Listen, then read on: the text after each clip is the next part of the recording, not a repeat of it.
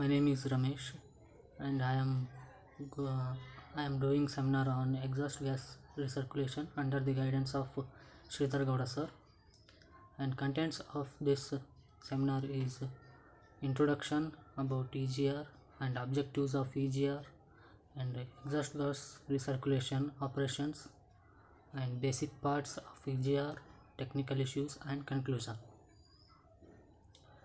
First comes to the introduction part. Major problem faced by today's world is environmental pollution. This vehicular traffic is a major contributor for the environmental pollution.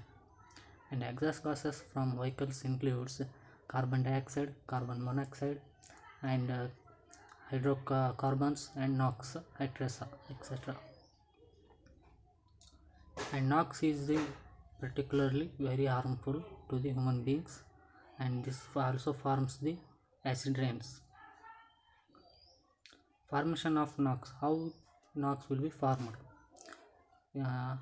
Inside this cylinder, when the temperature is very high, the oxygen molecules are combined with the nitrogen and they form the NOx that is harmful to the human beings. And the objectives of the EGR is to reduce the NOx content in the environmental.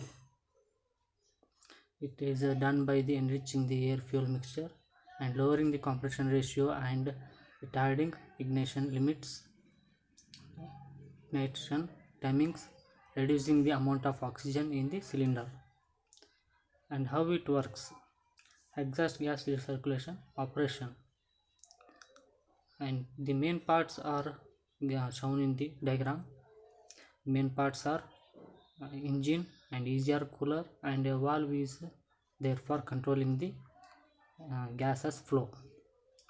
Exhaust gas recirculation is an efficient method to reduce NOx emission from the engine.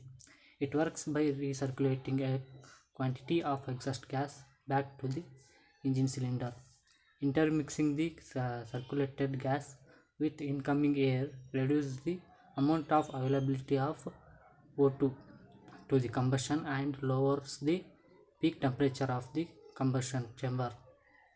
And recirculation is usually achieved by pipings and exhaust manifold to the intake manifold.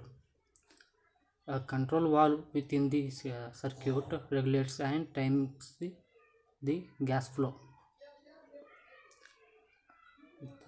EGR valve and EGR cooler and EGR transfer pipes are the basic parts of EGR system.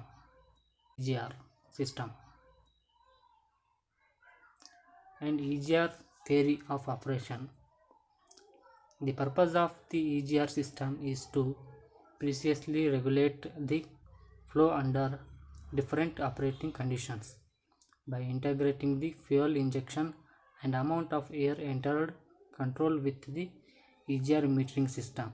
Engine performance and the fuel economy can be enhanced. For this, an ECM, that electronic control machine, is used to regulate the EGR flow. When EGR is required, ECM opens the EGR valve. Technical issues with this EGR system are combustion contaminants. First one, that is, exhaust gases from any combustion process may have certain contaminants, and that is some foreign particles, and these may affect to the materials of the engine, and control system stability will be reduced. Engine and cylinder systems are already a complex operation. By adding this EGR system, it gets more complex. And third one is materials and durability. Materials durability will be reduced. EGR system may decrease long-term life of the components, and including the EGR coolers and control valves The pistons and cylinder heads, exhaust manifolds, and sensors may be damaged. Continuous duty application may cause materials breakdown, shorter component life, and even unexpected cata- catastrophic engine failures. And conclusion of this